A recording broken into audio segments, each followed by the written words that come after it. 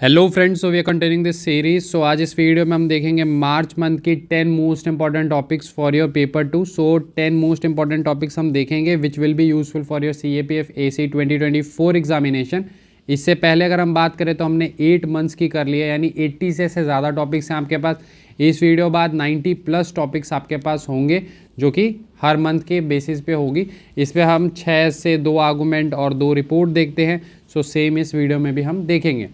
अब रह गई बात कि हम 2 सीरीज़ कंडक्ट करते हैं हर month. First is the Vision IAS। So हम एक विजन IAS की सीरीज़ करते हैं। सो विजन IAS में जो भी इंपॉर्टेंट रेलिवेंट होते हैं उस पर हम बात करते हैं कि कौन कौन से इश्यूज़ आपको करने चाहिए। एंड सेकेंड अब ये करने के पीछे रीज़न ये है कि अगर आप विजन IAS की मैगज़ीन को देखते हैं तो थोड़ी सी CSE ओरिएंटेड मैगज़ीन है, फिर भी आपको इसमें ऑलमोस्ट 10 आर्टिकल्स कह सकते हैं और मोस्ट इंपॉर्टेंट 5 to 6 आर्टिकल्स देखने के लिए मिलते हैं जो आपकी एग्जामिनेशन पॉइंट ऑफ व्यू से काफ़ी रेलिवेंट होते हैं। बट कुछ आर्टिकल्स ऐसे होते हैं जो हमारे CAPF एग्जामिनेशन को अगर हम देखें, प्रीवियस ईयर क्वेश्चंस को अगर हम देखें तो उस पॉइंट ऑफ व्यू से रेलिवेंट होते हैं। खासकर अगर आप देखते हैं रिपोर्ट के जो टॉपिक्स होते हैं, बिकॉज यहाँ पर रिपोर्ट के टॉपिक्स को अच्छे से कवर नहीं किया जाता, बिकॉज हमारे एग्जामिनेशन में रिपोर्ट में इंसिडेंट बेस्ड भी रिपोर्ट्स देखने के लिए मिलते हैं।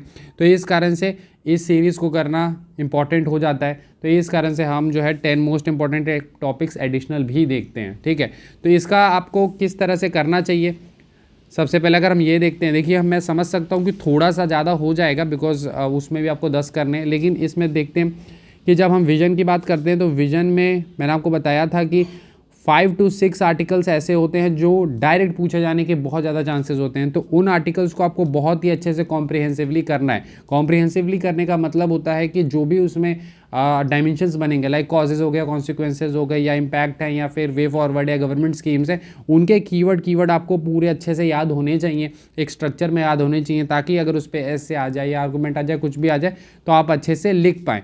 तो उस तरह से आपके 5 to 6 आर्टिकल्स प्रिपेयर्ड होने चाहिए हर मंथ के, जो इंपॉर्टेंट होते हैं, जो मैं आपको बताता हूँ। इसके बाद जो एडिशनल 4-5 टॉपिक्स होते हैं जो या आर्टिकल्स होते हैं जो मैं आपको बोलता हूँ जस्ट पढ़ लेना, तो उसको जस्ट आपको पढ़ना है फॉर सेक ऑफ अंडरस्टैंडिंग, थोड़ा उस समय समझ लेना है, उसको मगअप करने की ज़रूरत नहीं है, उसके नोट्स बनाने की ज़रूरत नहीं है, जस्ट आपको पढ़ लेना है उसे।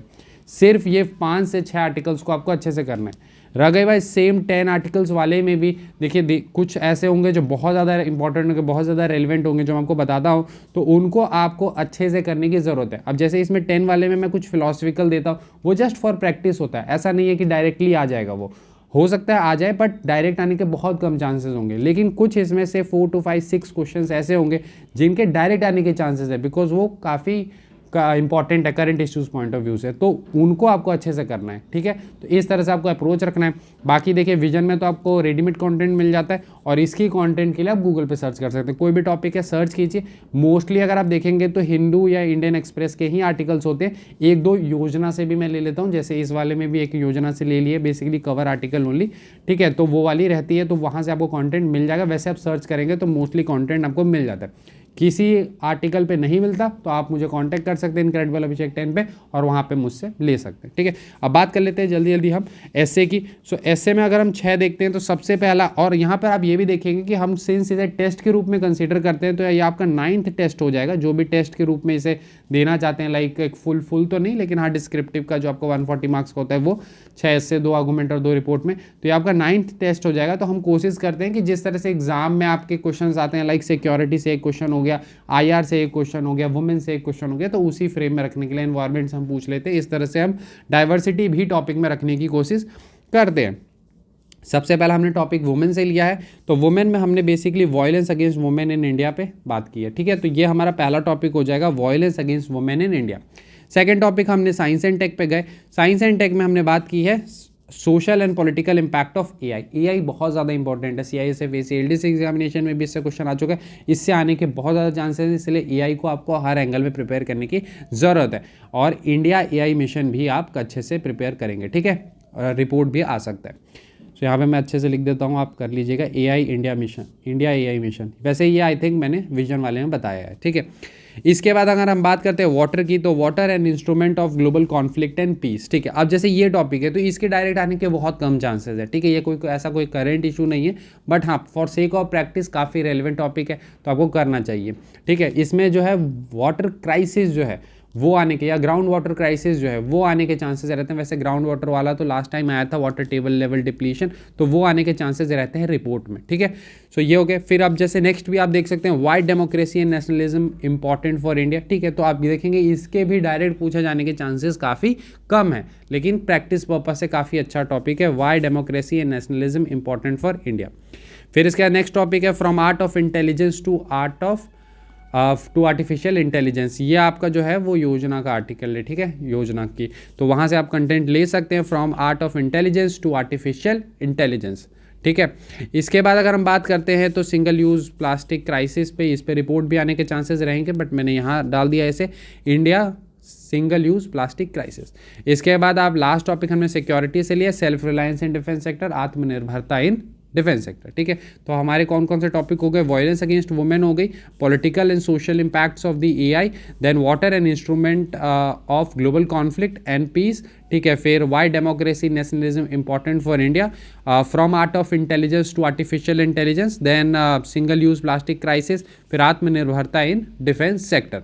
इसके बाद अगर नेक्स्ट हम आ जाते हैं आर्गूमेंट में, तो यहाँ पर आर्गूमेंट में हमने एक टॉपिक लिया आपका ओपन बुक एग्जाम पे, ठीक है। वैसे एक चीटिंग वाला भी है, cheating in public exams, but मुझे नहीं लगता इस तरह के टॉपिक्स आने के चांसेस बहुत ही कम है एग्जामिनेशन में, ठीक है।